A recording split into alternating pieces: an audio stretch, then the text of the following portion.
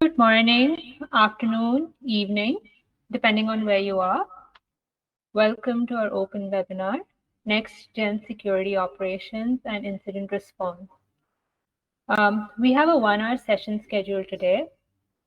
Questions will be answered at the end through the Q&A box. And don't forget, there are polls as well at the end. With that said, I'm going to hand it over to our CEO and presenter, Mr. Ashwin. Thank you, Madhuja. Thank you, everyone, for joining, taking out your precious time. I'm sure this will be worthwhile for all of us. And let's start. So today's topic is on Cybersecurity Operations Center. Quickly, we will go through the agenda. We will just discuss quickly about our company, and then understanding of our CSOC, challenges of a CSOC, features of our CSOC offering, and how do we get started with SOC, breach attack and simulation services, why do we need an MSSP, and question answers. So about us, many of you already may know that we are a CPA firm based out of Denver, Colorado, and an office in Mumbai, India. We are listed with IAS as a certification body. We are listed with Cloud Security Alliance as a star audited. No, not going.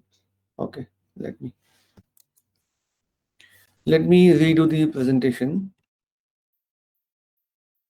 Okay.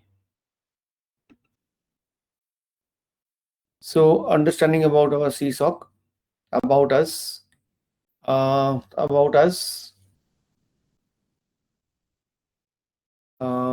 As I said, we are listed with Cloud Security Alliance as a star auditing firm. We also a certification body. We also listed with Certain in India as auditors for information security. And what we do is SOC test reports, we do ISO certifications, we do US federal assessments, we do Indian assessments, we do breach and attack simulation services, we also do the managed CSOC, and of course VAPT and cloud security assessments, as well as privacy assessments. That's me, and I have been into this industry for almost 20 years with several certifications, and by qualification I am a CPA and MBA, and done security auditing and consulting across the industry and almost all verticals. No? Stuck on the first page. Okay. I'll just do the manual screen sharing. Yeah, because I think when I put it on presentation mode, it's not going very well. So please bear with me. So let's go with understanding of a CSOC. So the question here first is, why do we need a CSOC, right? So there have been several issues on or discussions on why do we need a CSOC. First and foremost is to be a center point to monitor, prevent, detect, and respond incidents, right? We need to know what's happening in our environment. It is a visibility center. We need to know who is coming in, who is doing what, the activities, what is happening into your environment. Without a visibility, we cannot take any decision, any action. And that is the main reason that we need to have a CSOC. CSOC is a monitoring center for the organization's IT environment, and it will look at your logs and events from a firewall point of view, from an application point of view, from a database point of view, from a user's point of view, etc. What is happening? Are there any external people coming into your environment? Is your data being stolen? Are you hit by a ransomware attack? What are your vulnerabilities which can be exposed? What can be exploited? So all this can be easily seen from a centralized security operations center or cyber security operations center called a CSOC. It needs to be 24/7. We need to be vigilant with the cyber security environment. We need to take swift action against threats. We need to respond for any incidents. We need to have data-driven insights, and that is the reason we need a CSOC. And this is the front line for any organization for monitoring their cyber maturity, cyber effectiveness. Now, the first and foremost point aspect of CSOC is log management. We need to have logs. We need to collect the data from the systems, from networks, from the devices. We need to store them. There are several mandates. We'll come on those from compliance perspective on the next slide. But we need to store them for some minimum 6 months, minimum 1 year, depending on what is the regulation. We need to analyze those logs. We need to alert, we need to configure those logs to have a alerting system. We need to have a retention and archive them. Right. So in terms of compliance, we have several compliance mandates such as PCI DSS, GDPR, HIPAA, and so on, where we need to have a minimum 6 months to 1 year or even more yeah, requirements to keep the logs with us, and also to look at data breach perspective. Even if you see an average time to understand or to know a data breach in your environment is about 4 to 5 months, sometimes 6 months. So if you don't have a log data with you for about 6 months, you may not know if a data has been breached, or there was a ransomware attack, or any intrusion in your environment, or who is doing what. So it is mandatory for us to have the log data with us, and we need to look at the compliance requirements. We need to look at the privacy and requirements for storing logs. We need to have auditing and reporting timelines for the logs, and of course we need to catalog those, and we need to keep those and save us from having penalties. So what are the key components of a CSOC, right? So CSOC has about 5 components, mainly 5 to 6 components. First is the SIEM, which is a security incident and event management tool, which will which will uh, alert you with the logs, and when based on the correlation that you have defined into your SIM. The next is the user entity and behavior analysis. What the users are doing. Are there any anomalies in the user? Are the user accounts being compromised?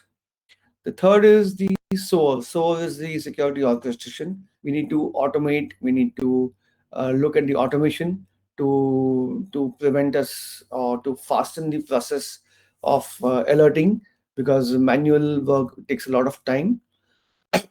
The next is the IDS and IPS and your firewalls, which is the entry point to your environment.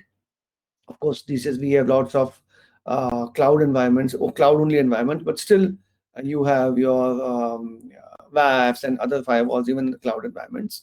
So those need to be configured to look at the anomalies and possible threats. And then you have your EDR, which has your into your LAN, which also helps the UEBA diagnosis. Now, the next important aspect of CSOC is alignment with frameworks. The MITRE framework is one of the best frameworks in this industry, right? And we need to align our CSOC activities into those cyber kill chain attack perspective.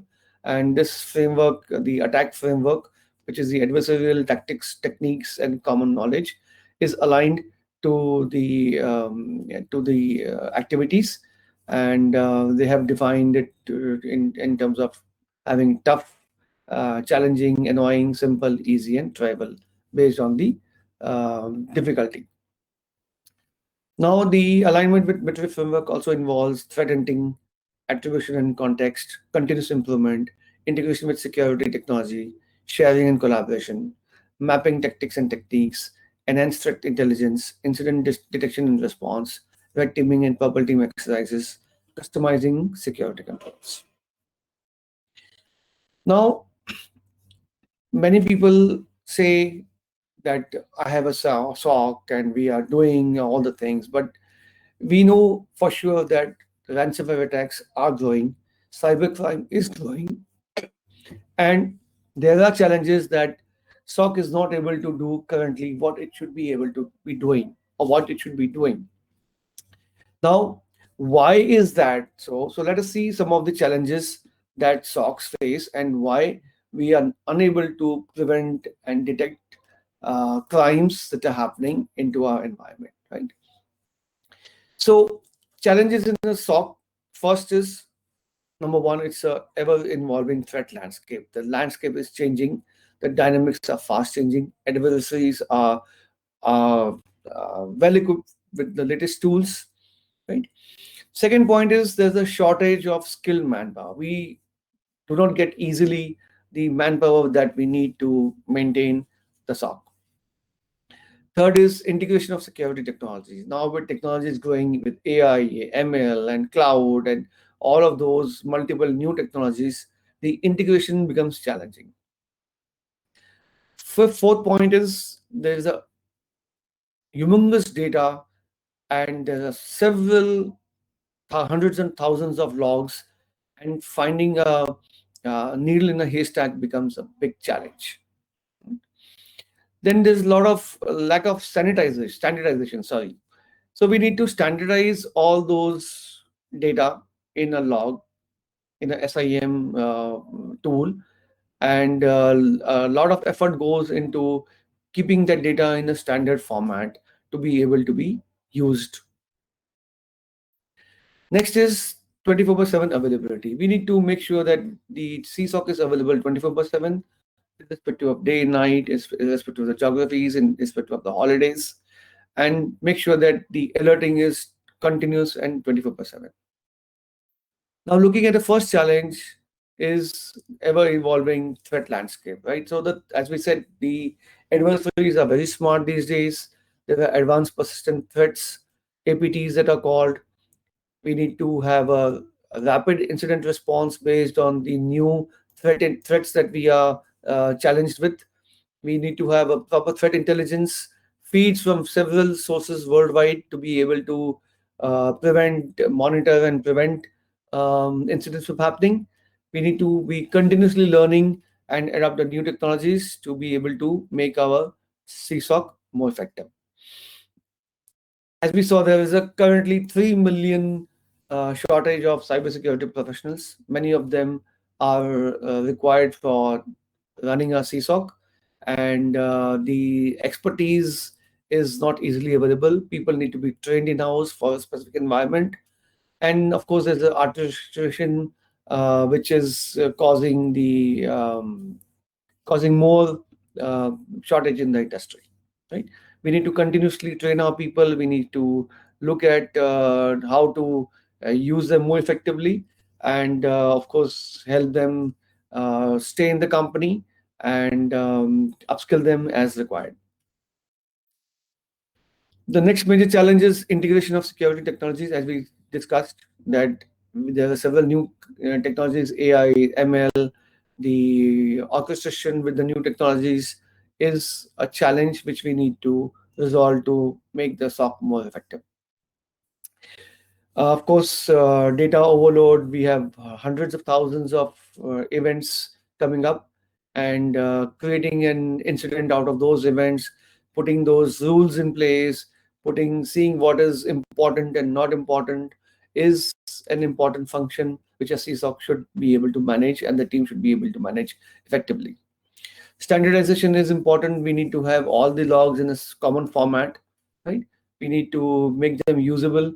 We need to have the latest SIM technologies. We need to have the latest information that the data is being used for, you being useful for us, right? The next is the availability. Let's make sure that the alerting time is within the SLAs. We are compliant with the requirements, internal as well as external. We ensure that people are available 24/7 to monitor, and we having an automated system to monitor those in our environment. Now, looking at those challenges, it becomes very difficult for entities to manage a CSOC, specifically when the cybersecurity manpower availability is at acute shortage, right? How do we get people and train them into your environment and make them stay for years because it takes at least 3 to 6 months of a time for a person to get in adjusted to your environment and be able to be useful for a specific environment, right? So because of these challenges, it makes sense for many organizations to outsource their CSOC to a company like us, who will be able to manage the entire security monitoring on their behalf. Because of the availability of manpower, because of the tools and techniques, it's very difficult for companies to do that in-house. So it makes more sense for you to outsource your CSOC requirements to a company like us. Now, what do we do? How do we manage these services, right? So we follow some of the best frameworks like the NIST and the Betray attack framework that we discussed.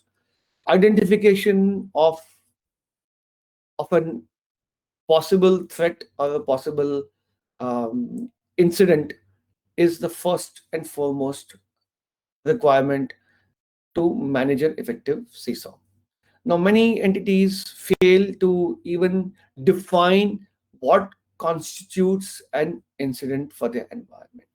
They only look at logs, but the definition of what is an incident for them is one of the most common mistakes happening in the industry today. Now, let me give you an example. Now, let's say we have an application which is running several load balancers into different geographical zones, right? What happens if one of the load balancer fails? Is it an event or is it an incident? Okay, what happens once 3 out of 5 load balancers fail? Is it still an event or is it still an incident? What happens if all the 5 load balancers fail and the application is not at all available online? Now, this definitely is an incident, right?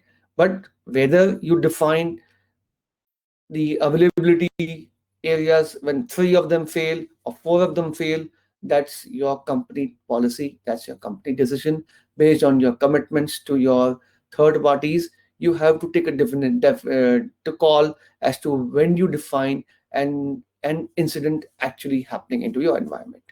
Once you define an incident, okay, yes, this is an incident for us, then we need to correlate the events which would cause, which would possibly cause that incident per se, right? So we need to look at the logs and events from all the load balancers, configure them, alert them if 2 of them fail or 3 of them fail or 4 of them fail or 5 of them fail, and then depending on the impact of that event or the incident, you need to have a method for prevention, detection, responding, and improve upon the entire incident response methodology. That is the requirement of a CSOC. So the definition, identifying an incident or defining an incident or a possible incident, is a first step for running a CSOC or running a practical CSOC. In our audits for the last 20 years, what I have been seeing, a lot of companies don't have that definition clearly defined as to what causes an incident or what is a possible incident for them for the typical environment. Of course, people will say, oh, antivirus and malware and all of these things fun, but we need to specifically configure for each environment, right? What constitutes an incident and define that in the incident response plan. The whole incident management framework needs to be made up first before you even set up a CISO. Now, we have seen the 5, 6 components of a CSOC, which SIEM, the SOAR, the UABA, IDS, IPS, and the EDR. These are some of the major components which constitute, or we need to configure all of these to effectively monitor your environment. Now, some of the security tools, as we had just seen, SIM is for one of the most important tool. We need to have a real-time monitoring. We need to have threat intelligence fitted into our CSOC. We need to do a real threat hunting. We need to have integration with security tools and technologies. We need to integrate with the MITRE framework as we discussed. And we need to have a customized security control. We need to configure this. Why we are saying customizing is customizing the security incidents, the definition of a security incident, customizing what means an incident for you. What is an event for you? What is an incident for you? Right? Now, coming to the next slide, we are looking at real-time monitoring and threat intelligence, continuous network and system monitoring. We need to do a behavioral analysis. We need to continuously update our threat intelligence feeds, have multiple feeds from multiple sources, open source, paid source, etc. APTs. We need to also look at the new APTs, the new ways in which the threat actors are targeting. Right. We need to do the correlation of events based on the incident definition. Then we need to have an active collaboration of these intelligence feeds that we have. Dark web monitoring is becoming important task these days to know what is happening into your environment. Is your data already being transacted on the dark web? Does your data is your data available for buying and selling? What are companies doing with your image? That dark web monitoring is an important tool to give you some better insights, right? And look into better optimizing your CISO. So incident response capabilities, some of the capabilities here are forensic analysis, eradication of threats, continuous improvement, clear communication. Clear communication is one of the most important aspects to run a SOC correctly. We need to know who is going to communicate, who, when, how is going to communicate it. All those things have to be defined clearly as part of your incident response plan. So that is an important aspect which is being neglected by many organizations. After communication, we also need to have containment strategies and of course recovery strategies, of course. Now, how do we get started with a CSOC, right? What do we need to do, right? So we need to understand your threat landscape. What constitutes as an incident? For example, we just discussed that, right? What are the user behavior analysis environment? How do we look at user behaviors into your environment? What are the external threat factors? What are the threat modeling techniques that we adopt currently? What is our risk appetite, right? Do we have a risk plan in place? We do have a risk management clearly in place, and we need to align those CSOC activities along with your risk management itself. Is the monitoring of your metrics, right, as part of your risk management, right, aligned with your CSOC, which is a major gap into many environments. Many environments are doing risk at a high level, high, medium, and low, without defining what is the monitoring effectiveness of those risks and what artifacts are they monitoring to mitigate those risks. So based on the artifacts that you have defined on your monitoring of risks, you need to configure those artifacts as alerts into your incident response plan. So there is an active correlation between risk management, risk monitoring, and your CSOC monitoring, because CSOC is the place where you monitor your risks. So if you haven't defined what you need to monitor as your risk management platform, your incident management may not be that effective. So both have to be aligned, both have to be customized for your specific needs and monitored based on your risk assessment and based on your risk appetite itself. Now, there could be some industry sector threat intel, such as banking, which is one of the largest targeted in the industry because, of course, obvious reasons. We need to look at what are the specific areas where BFS sector or specific sector, OT sector, for example, is being targeted at all. So integration is, as we said earlier, it is a big challenge. Our team will integrate into your environment to correct and store the logs into our cloud-based SIEM. We will look and configure your endpoint devices to get the logs into the SIEM to be monitored. If you have they already developed an incident process or incident management procedure, it's fine. Else, we can help you find a consultant to develop it for your environment. And once that is developed, we will integrate that into our processes and workflows. We will also define, or rather, we would also monitor based on your definition of what needs to be monitored based on your risk appetite from a continuous monitoring perspective, and also collecting logs from your network and your firewalls, IDS, IPS, and your LANs and WANs. So as we already covered defining incident according to your environment, we already covered this. So just to recap, we need to define what is an incident for your environment.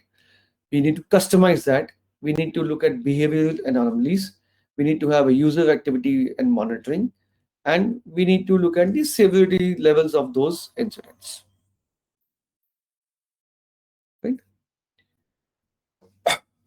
now, creating rules and workflows is an important aspect for security orchestration to automate things for your environment so that the incidents can be alerted at a faster pace. You need to know what's happening to be able to prevent or detect or respond as the case may be. Right? We need to prioritize incidents. We need to do incident categorization. We need to do documentation and reporting. We need to have rules creation. We need to have workflow design. We need to have an automation integration. All those things are pre-built into our environment, into our tools that we use to provide services to our clients. Now, how effective is your CSOC? So many entities have a CSOC. They say, okay, we are getting alerts, we are doing what is required to be done, we have configured it for the metric framework, we are getting our alerts, we have a 24/7 system. Now, like you test your disaster recovery and business continuity plans, right? How do you actually test whether your CSOC is effective or not? How many entities are actually doing it, right now? And what is a way to actually test it also? Now many companies use red teaming services, purple teaming services at a point in time where such CSOCs could be monitored, right? But many of those are manual methods which take a lot of time, and the effectiveness of a CSOC, whether the alert came or not came, may may or not be visible to the entire teams because of the lack of tools and lack of visibility and lack of maturity in the industry at all. So breach and attack simulation services provide such testing of the CSOC itself. We can validate whether your CSOC was effective or not effective, right? We can we can simulate attacks as an adversary will do. We can have phishing attacks, we can have network attacks, we can have ransomware attacks to look at your security posture, and also integrate your SIM to see whether the actually the event was logged in, the definition of an incident was provided, there was active monitoring, there was active response, the whole incident definition of the incident process, what you have defined, can actually be tested with the breach and attack simulation services. Right? We can actually simulate, we can actually see we can continuously monitor your CSOC with a breach and attack simulation services and look at the effectiveness of your CSOC itself. Now, red teaming exercises are something similar, which are generally done manually sometimes or automatic tools with different tools. But the breach and attack simulation is more effective than even red teaming, and it actually collaborates with your blue teams, your red teams to look at the effectiveness of a CSOC and measure the resilience of a CSOC itself, and to give the data, right, as to where you stand against a specific benchmark, could be internal or external, against a metric framework, to help you continuously improve your CSOC. Now, the breach and attack simulation also has phishing as a simulation service. We target users, we send them phishing attacks, we look at the metrics in the reporting, how many people were succumbed to those phishing attacks, and what did they actually do, right? And they would create a realistic scenario, right? And do these phishing attacks. That's one of the methods. Incident response drills is, we just spoke, right? That we will try and simulate attacks to see the adaptability to emerging threats, to see the automation or orchestration. We look at the metrics and reporting, and to see whether any ransomware attacks or any such attacks were prevented, monitored, detected, and so on into your environment.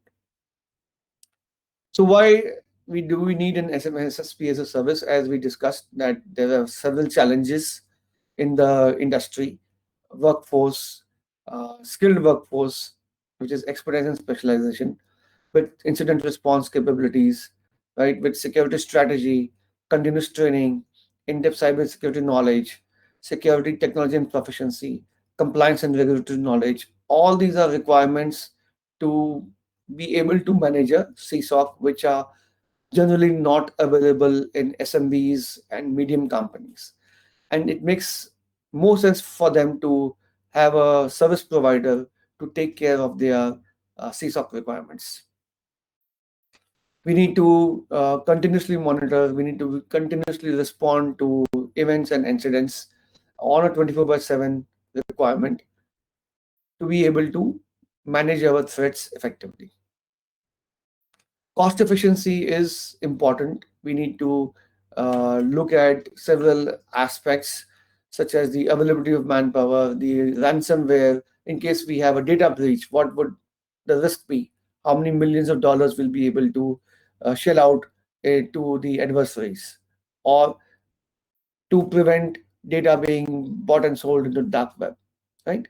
So, so these are benefits of using MSSP. We don't need to have recruitment overheads. We need to have access to advanced technologies.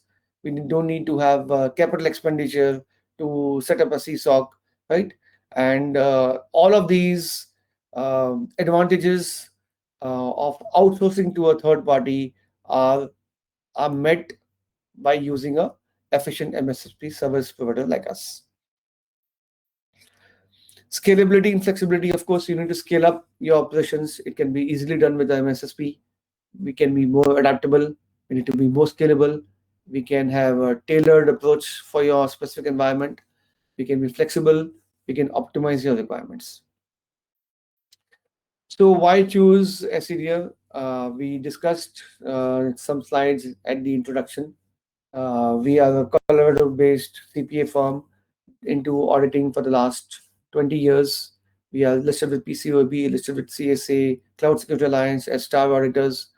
We are a certified certification body for ISO/IC certifications, listed with Certain in India.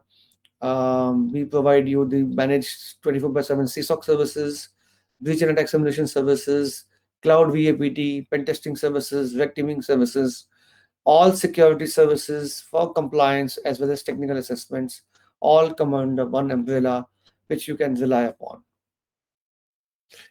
So that's it from my side. This is our disclaimer that whatever I have said so far was general in nature, was not specific to any specific or your environment, and this information should be used only from a general perspective and not for any specific entity perspective. We will now take on any questions. If you have not posted them on the polls, you can post them on the polls in the Q&A box while Madhuja runs the polls. Thank you so much for the presentation, Mr. Ashwin. There are still polls to be answered. We have a couple of questions actually. So the first question being, what are the stages of SOC implementation? Okay, let me see.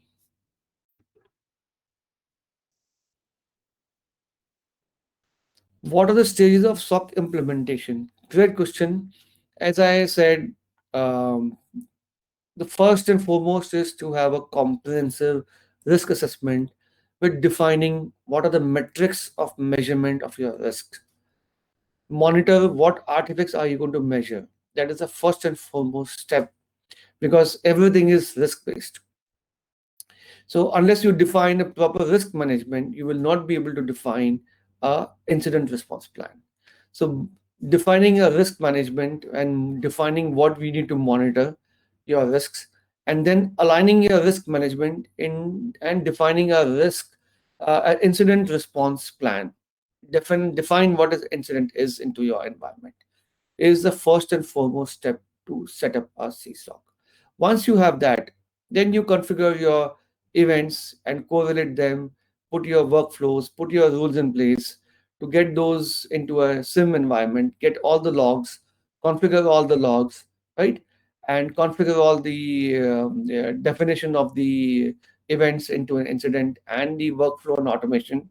Configure your user behavior analysis, configure your EDRs, configure your IDS, IPS, all the applications, all the important aspects, and then you will have a sense of your environment, what is happening and what is not happening to your environment. So your next question is how to develop a DLP in strategy into a small organization. Again, an excellent question. So data loss prevention again goes with risk management. So you need to define what is the sensitive data, what and data classification first, right? Risk management as to what are the data risks that you have. Once you have done that, you define and classify your data itself. What is the public data? What is the confidential data? Depending on how you have defined that. Once you have defined what is the sensitive data, once the PI data, what is the confidential data, you define your policies, right? And then you should need to define all your documents, whether what is the category of that document, whether it's a public document, whether it's a sensitive document, whether it's a PII document. And then based on your definition, you have to configure your and network and environment to have the DLP tools implemented into your environment with that definition to give you an alert or prevent such data from going out of your organization. I hope I have answered your question to that effect. So why can we run the polls, Madhuja, since there are no more questions? Okay, great, great. So great. So we will wait for a few 1 or 2 minutes to see if there are any more questions. If not, we will give you back your time. And